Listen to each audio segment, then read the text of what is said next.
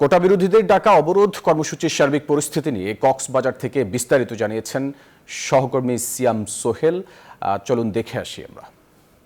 খামেরা তো দাগ হয় কিভাবে? এই যে ভাবি, দাগও যাবে রাগও যাবে। নিন চাকা সুপার হোয়াইট। সারা দেশে চলমান পরিস্থিতিতে যে বৈষম্য বিরোধী ছাত্র আন্দোলনের যে সারা দেশে শাটডাউনের যে ঘোষণা থাকলেও কক্সবাজারে এখনো পর্যন্ত পরিস্থিতি স্বাভাবিক রয়েছে। সকাল থেকে কোনো পক্ষেরই আমরা আজকে অবস্থান দেখিনি। তবে কক্সবাজার শহরের পরিস্থিতি যদি একটু দেখাতে চাই এবং একই সাথে যদি বলতে চাই, শুধুমাত্র দূরপাল্লার যেসব বাসগুলো আছে সেগুলো কিছুটা সীমিত করা হয়েছে, বাকি সবগুলোই স্বাভাবিক আছে। এবং আইন শৃঙ্খলা পরিস্থিতি স্বাভাবিক রাখার জন্য মোড়ে মোড়ে পুলিশ এবং একই সাথে ভ্রাম্যমাণ আদালতও আছে। এবং একই সাথে কক্সবাজার সদর উপজেলা এবং একই সাথে পেকুয়া উপজেলায় যে 2 প্লাটুন বিজিবিও মোতায়েন করা হয়েছে।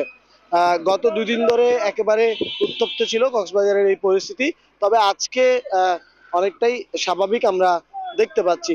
তবে যারা আন্দোলনের ডাক দিয়েছে কক্সবাজারে যারা ছিল তারা অনেকেই 2 দিন ধরে মাঠে থাকলেও এখন তেমন কারো অবস্থান আমরা দেখছি না। এবং একই সাথে বলতে চাই যে শাটডাউনের কথা বলা থাকলেও শুধুমাত্র যে জরুরি সেবাগুলো আছে, সংবাদ মাধ্যম, অ্যাম্বুলেন্স, সেই সাথে হাসপাতাল সহ অন্যান্য যে জরুরি সেবাগুলো আছে সেগুলোও চলমান রয়েছে।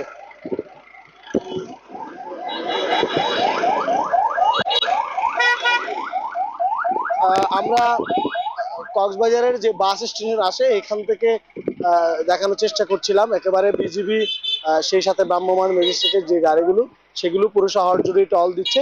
কক্সবাজারের পরিস্থিতি এখনো পর্যন্ত স্বাভাবিক রয়েছিল। কক্সবাজার বাস স্ট্যান্ড থেকে এই ছিল আমার কাছে সবশেষ।